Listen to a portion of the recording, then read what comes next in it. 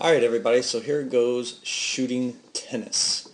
So what you can do is get into groups of two, one ball for each group, and then what I do is I set up goals in between the two players. So I put a cone here and a cone there, and that's their goal that they have to hit the ball through, or their net they have to hit the tennis ball over.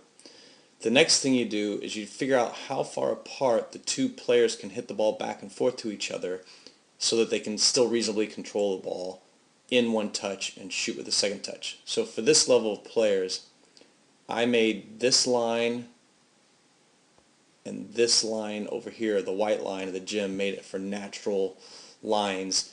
So this whole area here is the neutral zone that they cannot go any closer than that with the ball. If they control the ball into that zone or they shoot inside that neutral zone, it's the other player's point. Now, the other rule that they have to do is alternate which foot they shoot with. So you'll see here the guys start shooting with the left foot there, the left foot there. Now Kieran goes back to his right foot. Now, Aiden takes a poor touch there, so he only has two touches. Right, so if we go back to where the ball first came to him, he touches it once with his right foot. Then as soon as it touched his right foot again there, he loses the point. They kept it going, and he shot the ball only because Kieran's a nice kid and he probably didn't call him on it. Maybe he did. The other thing is you have to have friendly serves. So now we're watching Ian and Dylan over here, and an important point, especially for when you're coaching the younger kids, is notice how I have a yellow goal here and then an orange goal here. It's a quick, easy visual to make sure that the kids can tell which field they're on, or else you'll have kids, playing in between those cones, playing in between those cones. It'll just be a big mess. So make sure you clearly define the field that they're on. So Ian's there with the right, Dylan with the left. Did Ian do it right again twice?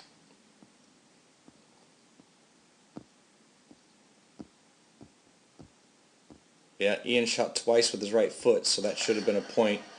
Dylan should have called him on it. So he did the right foot again, and he hits a winner, which is another point. Did you notice how as soon as Dylan has to turn his back here, even if he had controlled it with one touch and shot with the second, it's a goal. And what that does is that sets up a whole nother level of this game where a player can control the ball over here and then start angling shots over here to try to hit winners. Just like in tennis, try to create good angles with your first touch. So we go back over here, and another thing you can do to help make this game can really be played by anybody. This goal is a couple of my U17 elite players. I made the goal smaller, narrower, so that it's more difficult for the players to get it through, and makes it more challenging for them. So there's a right-footed shot, a right-footed shot, a right-footed shot again, a right-footed shot again.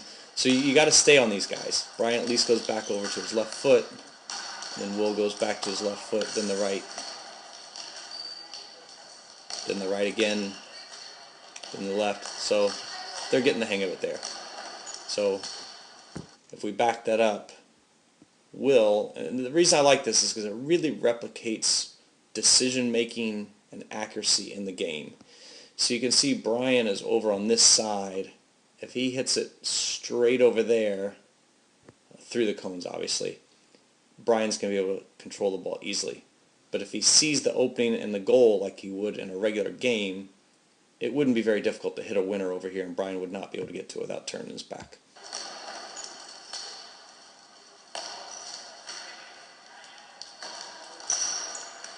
It's also a really good game for first touch.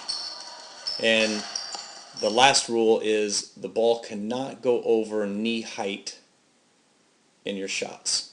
So there, you saw the shot from Brian go up over the knee, so that would have been a point for Will. And that is shooting tennis. Enjoy the game.